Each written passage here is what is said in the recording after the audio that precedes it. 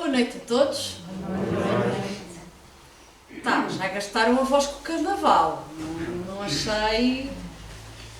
Já não senti aquele vigor daquele boa noite. Vamos lá outra vez. Boa noite. Boa noite, Catarina. Pronto, obrigada. Bem-vindos, espero que todos se encontrem bem. Agradeço desde já terem cedido o vosso tempo de uma sexta à noite para estarem aqui, podermos estudar em conjunto e pensar em conjunto.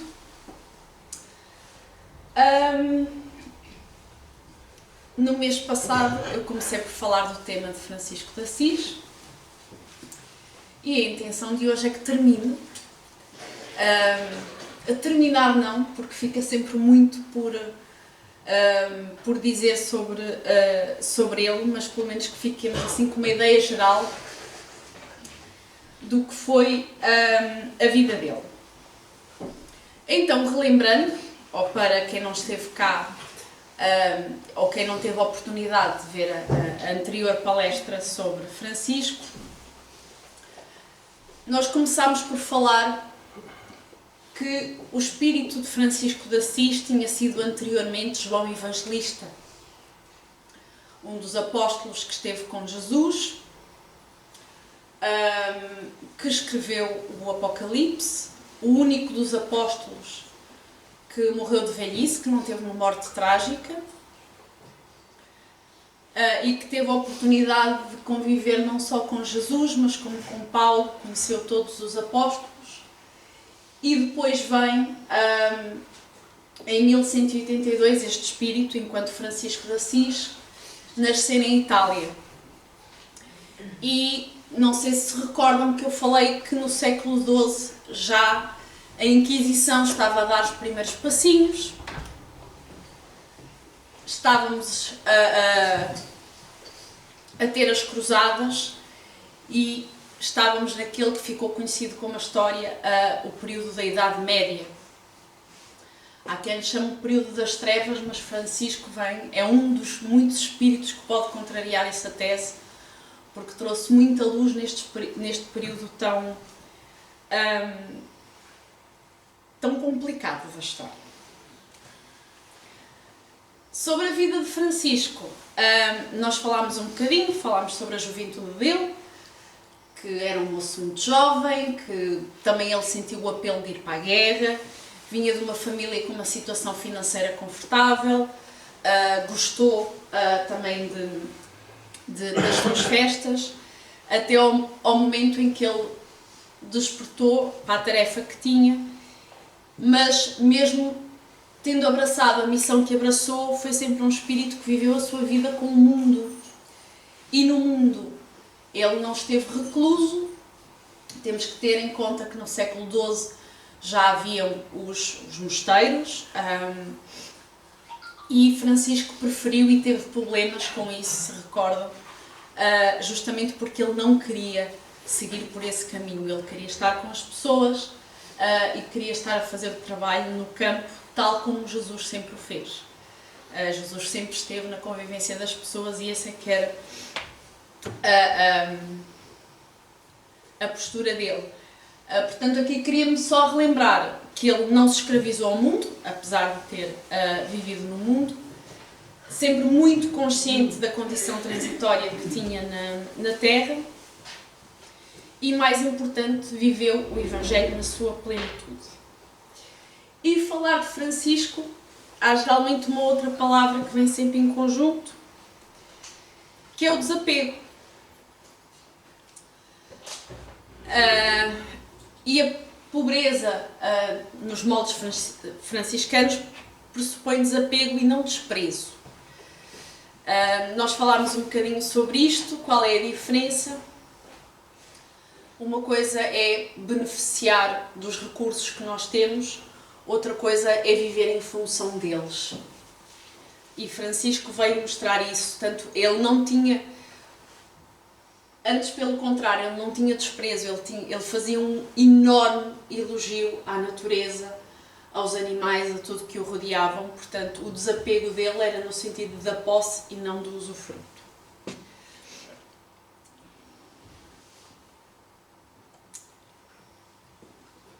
Então, aqui a primeira mensagem, a primeira ressalva que ele nos faz, e isto ainda em tom de relembrando,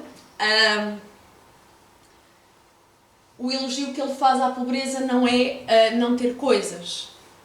Todos nós temos o nosso as nossas roupas, o nosso corpo, o nosso conhecimento. Eu acho muita graça, já tinha destacado isso de outra vez, o nome. Nós temos um nome, apesar de, quando olhamos para o nosso cartão de cidadão, somos uma série de números, mas temos um nome. Então, aqui é a reflexão de entendermos o que realmente temos.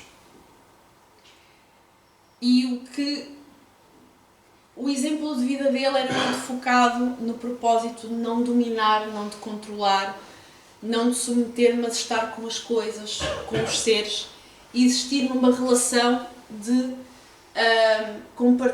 compartilhamento e harmonia. Portanto, não era propriamente de agora vou largar tudo e não preciso de nada, mas a relação que ele tinha com as coisas. E este exemplo do desapego é um exemplo que nós vamos ver noutras passagens que eu trouxe hoje para concluirmos este estudo, o quão difícil é desapegarmos das coisas que temos. Eu aqui estava com pressa, já me adiantei para este. Relembrando algumas características de Francisco. Irmão no sentido da fraternidade e da fraternidade universal. Francisco de Assis lembrou-nos que todos éramos irmãos, não importava se fôssemos minerais, vegetais, animais ou outros humanos. Ele sempre deu muito valor a tudo aquilo que o rodeava, daí ele ser irmão, pela relação fraternal que ele estabelecia. Da personalidade dele destaca-se a vontade de servir, muito mais do que ser servido, e isso depois mostrou-se na relação com a ordem que ele tinha criado, muito mais preocupado em dar do que receber, e é isso que faz com que seja tão fácil identificar Francisco com os princípios de Jesus, porque era esse realmente o grande esforço dele, era tentar ser o mais fiel possível aos ensinamentos que Jesus deixou. Era cortês. Isto da cortesia, não é a cortesia daqueles maneirismos sociais, mas a cortesia de ter consideração pelos outros. Francisco foi sempre uma pessoa muito doente. Ele terminou a sua vida a pele e osso, contudo ele cantava, bendizia as dores de suas irmãs, até as dores para ele eram irmãs. E pediu, quando se apercebeu no momento do seu desencarno, aos companheiros que cantassem. Portanto, isso também é um ato de cortesia, de gentileza, de delicadeza para com os outros. Francisco tinha também uma outra característica, que era de ser livre. E a liberdade que ele aspirava era de unir todas as pessoas. Quem se recorda do início da palestra anterior que foi feita sobre Francisco, ele teve problemas com o clero na altura, porque havia classes distintas entre aquilo que eram os leigos e aquilo que eram os clérigos, e ele só queria estar com as pessoas, ele queria mover-se entre as pessoas, não interessava o título nobre, não interessava o título, não se pode dizer académico, académicos agora são os nossos, mas não interessava o título ou a posição das pessoas, ele queria estar com elas e queria inspirá-las a seguir Jesus. Então, essa liberdade de pensamento, de não estar apegado a estas regras da sociedade, é que também faz dele uma pessoa única na história. Alegre. A vida dele é um exemplo de alegria. E ser pobre não é motivo para ser triste. Era uma coisa que ele usava muito como bandeira. Ser alegre não significa não ter problemas, não experimentar dores, não ter contas para pagar, não ter uma família para prover. A alegria deve existir mesmo com os problemas a desafiarem-nos. Isso era aquilo que ele fez exemplo da vida dele. E uma das últimas características era a de ser misericordioso e compassivo. A palavra compassivo, na sua etimologia, quer dizer alegrar-se, edificar em conjunto. Eu estou aqui, espero não ter ido ver o dicionário errado.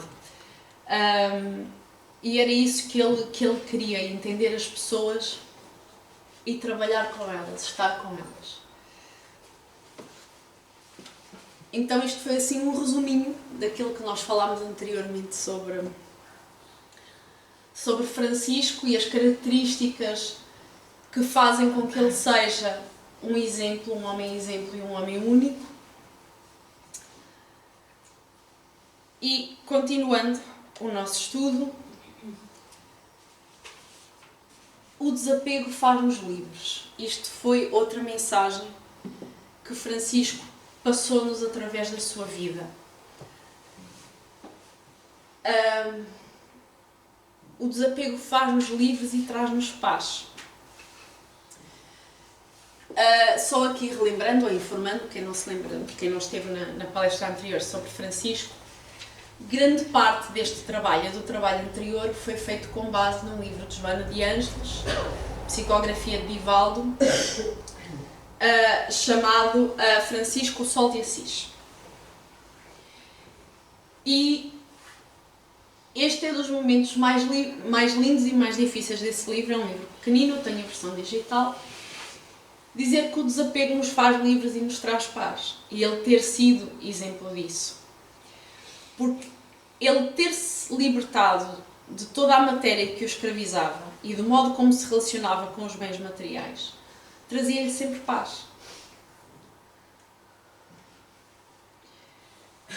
Então, e isso permitia que ele visse a sua essência espiritual, a sua verdadeira identidade espiritual, sem se afligir com o que ia ter, com o que ia comer, com o que ia acontecer amanhã, que é exatamente o que acontece connosco, não é? Nenhum de nós está preocupado com isso. Basta ligar no noticiário e ouvir falar da taxa de juros dos empréstimos, uma tranquilidade, aqueles 7%. Sou a única que estou aflita.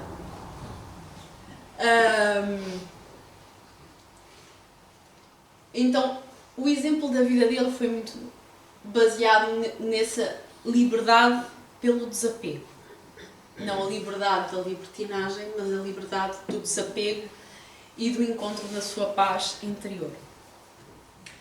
Então, na palestra anterior começámos por ver um bocadinho da vida de João Evangelista, entramos noutra encarnação deste espírito, que foi a de Francisco de Assis, fizemos aqui esta abordagem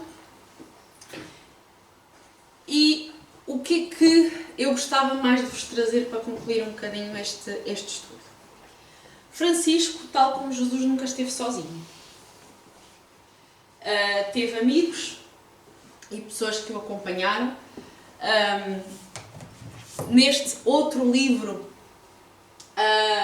que também pelo Espírito Miramês conta muito dos amigos, em mais detalhe que o livro de Joana, dos amigos que acompanharam Francisco. Mas há uma pessoa que se destaca sempre que falamos de Francisco de Assis, que é Clara. Ui, a imagem vê-se tão mal aqui. Saúde. Quem é Clara e como é que ela aparece na vida de Francisco? Clara, um espírito também um espírito que reencarna em Itália, numa família também com uma situação não muito má, e vai ser a primeira mulher na época, ela nasceu em 1192, a quebrar muitas das regras e muitas das convenções que estão na altura.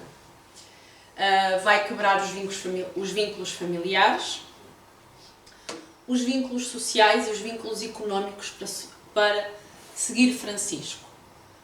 Só para dar aqui um pequeno parênteses, se vocês estão cansados de ouvir falar dos direitos das mulheres, no século XII, como devem acreditar, as mulheres tinham o dever de ficar caladas, direitos nem vê-los.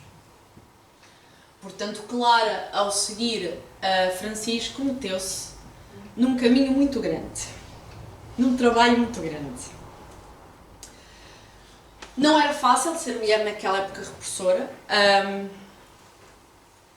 As escolhas femininas não eram minimamente contempladas e até o fluxo menstrual fazia do ser feminino algo impuro.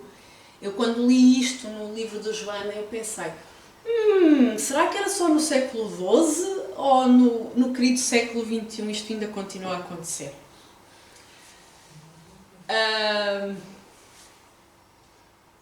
Portanto, infelizmente não está assim tão desatualizado. Clara era 10 anos mais nova que Francisco, viveu mais 27 anos do que ele. Francisco acolheu-a como uma filha e posteriormente um grupo de mulheres resolveu segui-la. Francisco, tal como Jesus, sempre defendeu proteger as mulheres. Se recordam um bocadinho da palestra anterior, houve um episódio que eu falei de Francisco com os leprosos. Na altura chamava-se leve às doenças de pele, não só à doença anciana, e Francisco ter ultrapassado aquele preconceito que havia na altura e foi em direção dos leprosos. Ele foi em direção das crianças e ele foi em direção das mulheres, tal como Jesus. E Clara foi o maior expoente que seguiu Francisco, com o objetivo sempre de serem fiéis aos ensinamentos de Jesus. Francisco orientou e acolheu Clara como um pai, apoiando-a nas suas iniciativas e em muitos momentos sendo apoiado por ela, estimulado e até alertado por ela em instantes delicados como da divisão e institucionalização da ordem. É Clara que diz a Francisco, quando a ordem, relembrando também um bocadinho,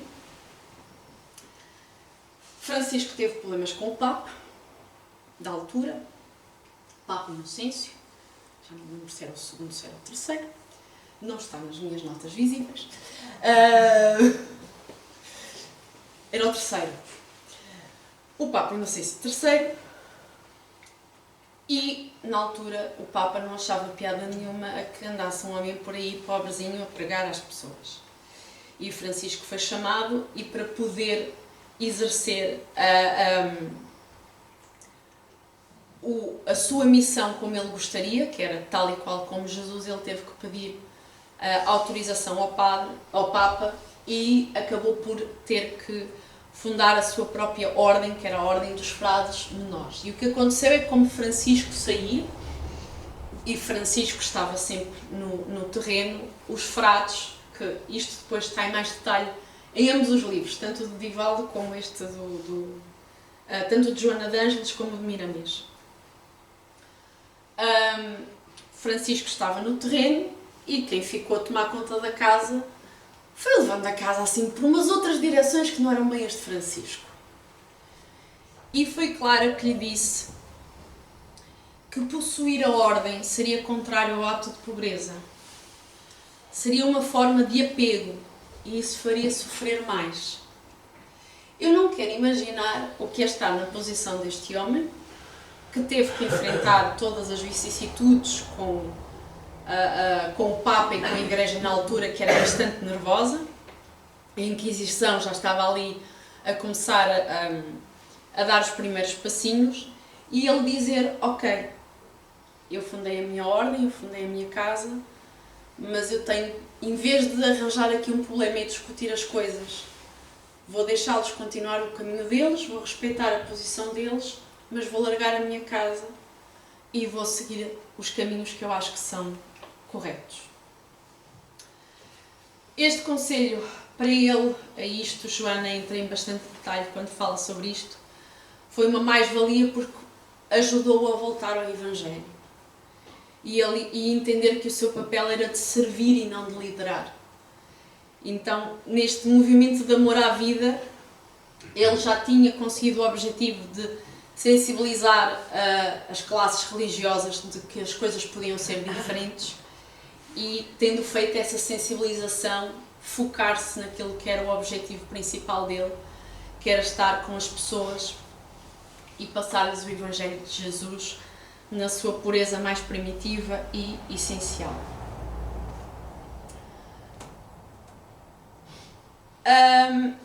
No livro Joana e Jesus, há aqui um detalhe maior sobre a vida de Clara. Como é que ela chegou, como é que ela descobriu Francisco. Clara começou por incentivo da mãe. A mãe era uma mulher de muita fé, um espírito muito piedoso, e desde muito pequenina Clara começou a receber instrução religiosa e comovia-se com a pobreza e com as pessoas que a rodeavam, e muitas vezes ela própria se privava de alimento para dar alimento aos outros. E quando ouviu falar de Francisco, a simplicidade, o seu carisma, a sua alegria de viver contagiou-a, e ela quis conhecê-lo e quis segui-lo, o que fez com que ela saísse de casa. Ela fugiu, foi para... aqui já me estou a adiantar. Ela, com ainda muito nova, fugiu de casa e foi ao encontro dos frades e fez exatamente os votos que Francisco apelava, que eram os de pobreza, os de castidade, causticidade não, porque coisas cáusticas não, que queimam, peço desculpa, e obediência. E ela rapou o cabelo quase como uma espécie de ritual de iniciação ou de batismo, que fez com que a família ainda foi atrás dela, tentar demovê-la da ideia de abandonar completamente e ir atrás do exemplo de Francisco, e já foi tarde demais. Portanto, quando viram, ela estava completamente entregue àquilo que eram os ideais que Francisco pregava, que eram os ideais de Jesus. O exemplo de Clara, como devem acreditar, portanto, vamos andar outra vez século XII, chamou a atenção de muitas outras jovens que tinham exatamente o mesmo desejo de viver de uma forma simples. Então não demorou muito até que Clara tivesse as suas próprias seguidoras, outras mulheres também inspiradas por ela, a viver os princípios de Jesus. Eu estou a falar muito, estou a sentir assim que estou uma metralhadora de palavras. Estão a conseguir acompanhar-me? Vocês deem um sinal, porque eu estou a ver, eu agora estou-me a perceber que eu estou aqui como da outra vez eu não consegui acabar, agora meti quinta, daqui a pouco vem uma multa de excesso de velocidade. Quando falamos de Clara e de Francisco, muitas vezes fala-se do irmão Sol e da irmã Lua. Não por uma referência, e isto é Joana de Ângeles que fala, não por uma referência a um amor impossível, a que ambos hipoteticamente tenham renunciado de modo a dedicarem-se exclusivamente aos outros. O amor que eles tinham um pelo outro manifestava-se na tarefa que eles tinham para para fazer e nesse apoio que eles davam mutuamente um ao outro, sendo que aquilo que os unia era de natureza fraternal. Obviamente, e isto é Joana de Ângeles que destaca, mesmo que em algum momento lhes tenha passado pela cabeça um ou outro tipo de sentimento, eram humanos, homem e mulher. O que eles fizeram foi direcionarem esses possíveis impulsos para a tarefa que eles tinham que fazer e que eles tinham assumido, que era estar com as pessoas, passar os ensinamentos de Jesus. Admitir ou cogitar sobre essa possibilidade não diminui em nada a grandeza, nem a tarefa, nem o exemplo que os dois foram. Francisco, sendo ele mais velho, conseguiu perceber em clara a vocação que ela tinha, nunca a forçou em nada e o objetivo dele foi sempre falar de Jesus. Portanto, se nós nos lembrarmos que Francisco tinha sido aquele grande apóstolo, tinha sido João Evangelista, tinha sido esse grande companheiro de Jesus, mesmo 1100 e tantos anos depois, ele continuou abraçado à mesma tarefa. Ele continuou abraçado à tarefa de continuar a espalhar aquele que era o ensinamento de Jesus. Francisco, tão desapegado que era, nunca considerou os que o acompanhavam como seguidores e discípulos. Se fosse nos dias de hoje estava tramado, não podia ter redes sociais, o que não lhe ia faltar eram seguidores. Eu sei, a piada foi fraquinha, peço desculpa, boa noite, é sexta-feira. Ele nunca considerou aqueles que o acompanhavam como discípulos, mas como amigos. Ele era irmão, lembram-se? Ele era irmão de tudo, e era assim que ele via os outros. A única coisa que ele propunha a quem o acompanhava eram os mesmos votos a que Clara se tinha submetido. Obediência, desta vez castidade, ninguém se vai queimar, e pobreza. Era a única coisa que ele pedia. Já estamos a ver aqui que a pobreza não é a pobreza de mercado, é a pobreza no sentido do desapego. Ora, muito bem, esta história está toda muito bonita, vocês estão quase a dormir. E o que é que Francisco tem a ver com o Espiritismo?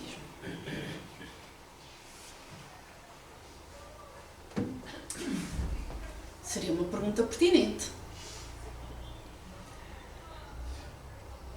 Vive no século XII, Allan Kardec ainda lhe faltava muita broa e muito pão para reencarnar, pelo menos enquanto Allan Kardec. Então, o que é que Francisco, qual é a relação dele com o Espiritismo?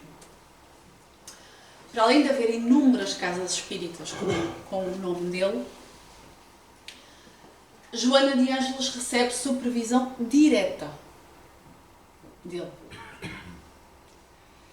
Portanto, nós ouvimos o Divaldo falar de Joana e o patrão de Joana de Ângeles é Francisco de Assis. E, do ponto de vista de mensagens diretas que tenham sido, que possam ser consideradas como mensagens mesmo de Francisco de Assis, isto está no livro de Joana de Ângeles, Francisco o Sol de Assis. Há duas mensagens diretamente que podem ser atribuídas a Francisco de Assis. Uma diretamente dirigida a Divaldo, faz sentido. Se um dos espíritos que acompanha e orienta Divaldo é Joana de Ângeles, o patrão de Joana ter vindo dado uma palavrinha, faz sentido. Na altura, Divaldo tinha 23 anos e a mensagem encontra-se no livro Semeador das Estrelas. Também se encontra neste livrinho que eu vos estou a falar. Está lá a mensagem para Divaldo e é muito bonita.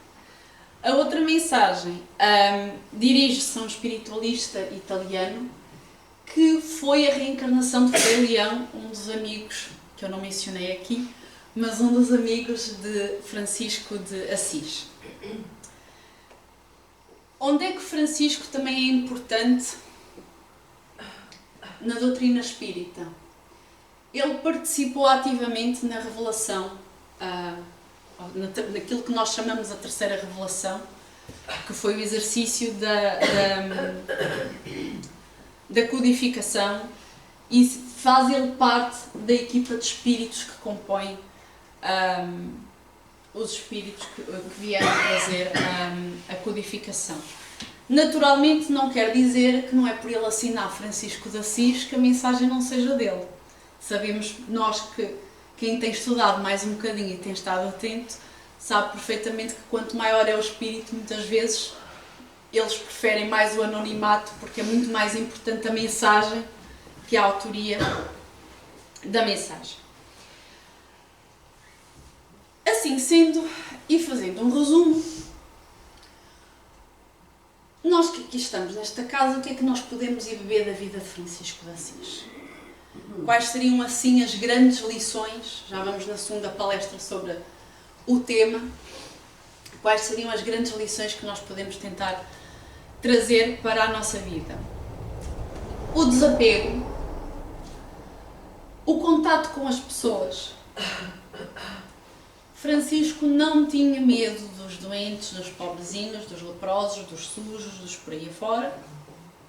Ele queria estar com as pessoas e não perder a oportunidade de passar a mensagem que ele acreditava. A importância da natureza. E eu, quando estava a reler outra vez o texto para este segundo momento, é quase impressionante que nós estamos no século XXI e muitas vezes esquecemos que somos animais e que nós fazemos parte da natureza.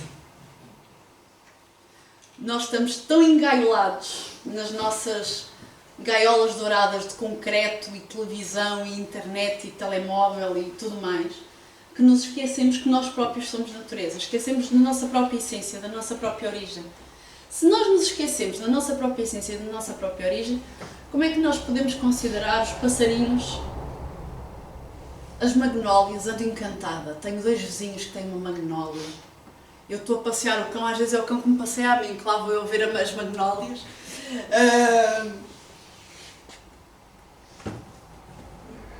Ele fala dessa importância. Então, ok, ele esteve no século XII. O que é que nós no século XXI podemos buscar disso? Como é que anda a nossa relação com a nossa natureza e com a natureza lá fora? Ele, enquanto se estudava nos 2 livros sobre a história de Francisco, é sempre muitas vezes ressaltado o cuidado que ele tinha com as mulheres, com as crianças e com os doentes. Eu aqui poderia pôr com os LGBT, com os trans, e com a xenofobia, com o racismo. Infelizmente, em vez de diminuir, a lista aumentou.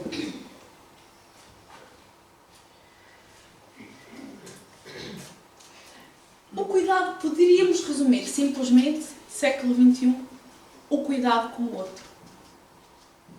Seja o outro quem for e como for.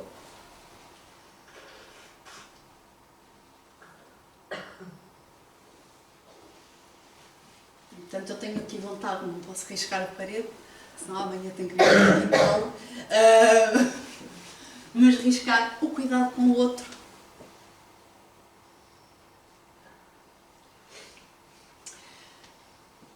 Isto são, assim, do estudo que foi feito, os 4 grandes pontos que podemos tirar de exemplo da vida de Francisco. Contudo, Joana de Ângeles vai um bocadinho mais além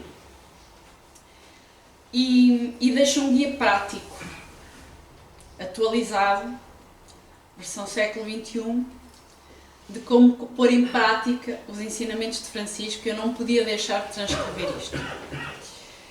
Aceitar a realidade para depois mudá-la. Se nós formos ver a vida de Francisco, ele nunca se revoltou. Ele não se revoltou com a Igreja Católica, ele não se revoltou. Ele aceitou a realidade e tentou mudá-la. Ele transformou todas as preocupações que tinha e verificava se elas eram produtivas ou improdutivas. Isto é um exercício de desapego. Se nós pensarmos, quase todas as nossas preocupações são por apego. Por apego ao filho, pelo apego ao marido, pelo apego à mãe, pelo apego ao emprego, pelo apego à casa. Estamos sempre ali neste campo. Experimentar as emoções em vez de evitá-las. Isto é uma tragédia da minha geração. Já foi aqui falado várias vezes. Nunca se tomou tanto ansiolítico e tanto antidepressivo porque ninguém pode ser triste.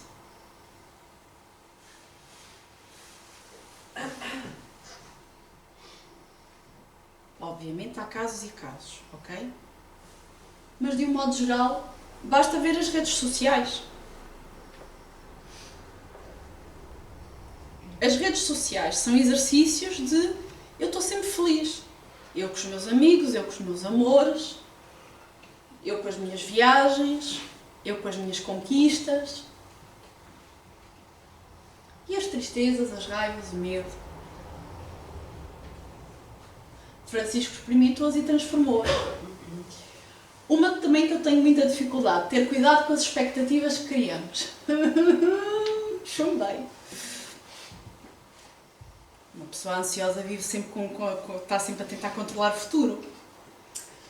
Ter cuidado com as expectativas que criamos e com aqueles que tentam atendê-las nas relações interpessoais. Francisco não esperava nada de ninguém. E quando ele esperou dos companheiros dele de ordem, o exercício que ele fez foi: ok, eles vão seguir o caminho deles, eu vou seguir o meu. Porque se nós começamos a criar expectativas de que fulano vai fazer isto, passámos o São Valentim esta semana. Expectativa das flores, dos bombons, dos jantares, de não sei o quê. Os meus colegas de trabalho, então, parece que só namoram uma vez por ano. Eu não sou das pessoas mais românticas à face da terra. Mas cria-se uma expectativa. E depois, se o namorado se esquece, ou se a namorada se esquece, ou se o companheiro, como eu, não liga nenhuma,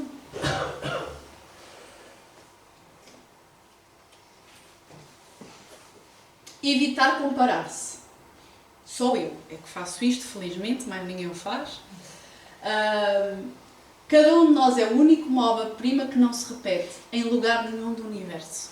Francisco seguiu Jesus, não se comparou a ele.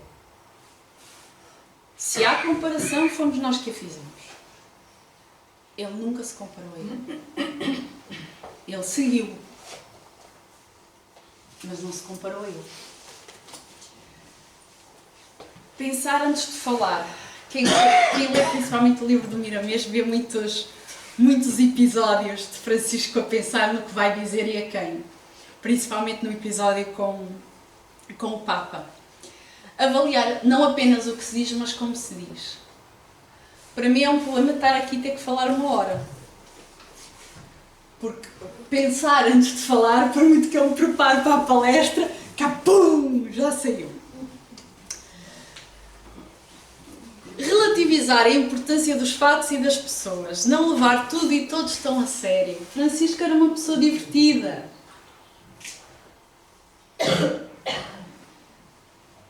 Sem se deter tanto e por tanto tempo no aspecto negativo dos acontecimentos. Porque me pisaram o pé no metro, porque eu fiquei com o calo a doer, porque a pessoa, olha, já foi, já está noutra carruagem, noutra linha e nós continuamos. Melhorar o humor, rir, cantar. Francisco cantava as dores. Nós também. Com a caixinha do Benuron. Ui, o que nós cantamos! Refletir o número de vezes que reclamam. Francisco muitas vezes não teve o que comer. E agradecia a Deus a oportunidade que ele tinha de poder ver os recursos que tinha à volta dele. E aqui Joana, tendo por base a Francisco, pede-nos para fazer esta balança de analisarmos o número de vezes que reclamamos versus o número de vezes que agradecemos. Está equilibradíssimo. Eu sei. Não esperar que as pessoas concordem com o nosso jeito de ser, de viver e que lhe deem permissão para ser feliz. É você quem decide a sua vida e define se quer ser feliz agora ou depois. Francisco não ficou à espera que o Papa lhe desse uma palmadinha nas costas, não ficou à espera que os amigos frades lhe dessem uma palmadinha nas costas, não ficou à espera de um agradecimento ou de uma condecoração, não ficou à espera do reconhecimento, do aplauso ou do like. Quando passamos a nossa felicidade para aquilo que os outros podem fazer sobre nós, estamos a deixar que os outros controlem a nossa felicidade. Já estou a mandar as paredes abaixo. Isto, eu já disse que o livrinho de Joana era pequeno. Francisco, o Sol de Assis. Eu acho que também já disse que eu tenho sempre muito medo dos livros pequenos. Geralmente, comprimido pequeno, a dose da medicação vem mais concentrada. Só com estes 10 pensamentos já ficávamos por aqui. Contudo, e como ainda temos 10 minutos, não podia terminar este estudo em conjunto convosco sem falar de uma coisa que eu gosto muito, que é a oração da paz. E aqui tenho que referir um episódio da minha vida. No mês passado começámos o estudo sobre Francisco de Assis. Como podem ver pelo tempo que eu falei, era impossível ter acabado na outra vez. E o livro de Joana de Ângeles fala muito pouco sobre a oração da paz. E no fim de semana tinha ido a casa e Joana, no livro dela, fala várias vezes sobre um autor que estudou a oração de São Francisco, que era Leonardo Boff. E eu, em casa da minha mãe, levei literalmente com o livro na cabeça. Estava a tirar outras coisas da estante e o livro caiu e eu... era este. Pronto, foi o meu momento Isaac Newton, não com uma maçã, mas com um livro. E veio aqui ajudar, portanto, não é um livro espírita, convém aqui destacar, não é um livro espírita, apesar de Joana fazer várias referências a este livro, mas é um estudo muito bonito de verso a verso da oração da paz. E de onde é que veio a oração da paz, ou aquela que ficou conhecida como a oração de São Francisco, e aqui eu meto o São em itálico, porque os santos são designações de outras casas. Não há registro oficial que tenha sido criado por Francisco. Desculpem partir os corações. Esta oração aparece pela primeira vez em 1913 numa revista francesa. Só se tornou conhecida 3 anos depois, quando é publicada por um jornal no Vaticano, com o objetivo de evocar a paz tão esquecida. Eu, de facto, comi muitas letras e acrescentei muitas letras nesta palestra, pelo período da Grande Guerra. Portanto, nesta altura estávamos durante a Primeira Guerra Mundial, quando foi feita esta publicação pelo Vaticano. E após essa publicação, a Ordem Franciscana fez um folheto, em que de um lado tinha a oração da paz e do outro tinha impresso uma imagem de Francisco. E desde então foi aqui associada que aquela oração, que é a oração da paz, era a oração de São Francisco e assim ficou conhecida. Portanto, falarmos da oração da paz ou falarmos da oração de São Francisco, estamos a falar exatamente da mesma coisa, só que não foi Francisco quem a fez, não se sabe quem foi. E a paz não é apenas a ausência de guerras.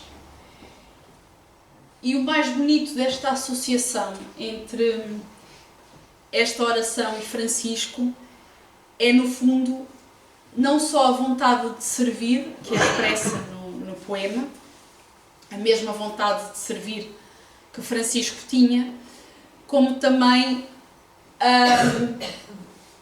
o entender que a paz é um exercício, que a paz não é estar tranquilo no sofá, não me chateie, que a paz é um estado em que, mesmo no meio da turbulência,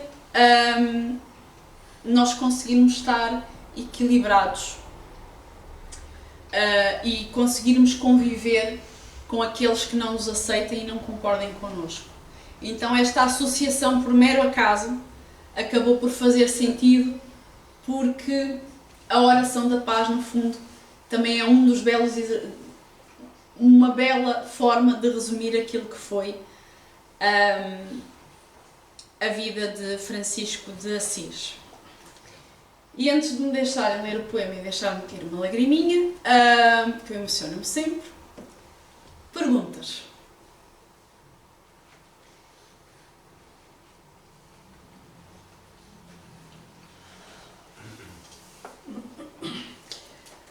Então, a bibliografia, para além dos outros livros que eu fui citando, foi maioritariamente deste livro, eu só tenho em formato digital, por isso que não tenho aqui.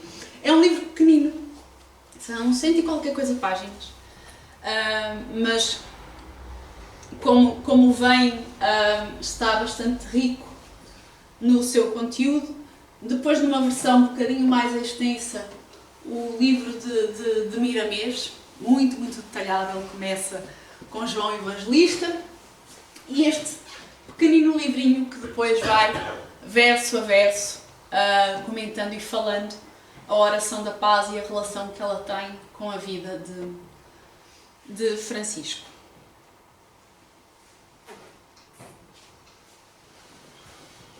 Não havendo dúvidas, posso continuar. Leem o poema comigo. Então vamos lá. Senhor, fazei de mim um instrumento da vossa paz. Onde houver ódio, que eu leve o amor. Onde houver ofensa, que eu leve o perdão. Onde houver discórdia, que eu leve união. Onde houver dúvida, que eu leve a fé. Onde houver erro, que eu leve a verdade. Onde houver desespero, que eu leve a esperança. Onde houver tristeza, que eu leve a alegria. Onde houver trevas, que eu leve a luz. Ó Mestre, fazei com que eu procure mais consolar que ser consolado, compreender que ser compreendido, amar que ser amado, pois é dando que se recebe, perdoando que se é perdoado e morrendo que se vive para a vida eterna. Uma boa noite a todos, nos dois lados da vida, que possamos continuar em clima de paz para a segunda parte dos trabalhos, e um bom fim de semana a todos. Muito obrigada.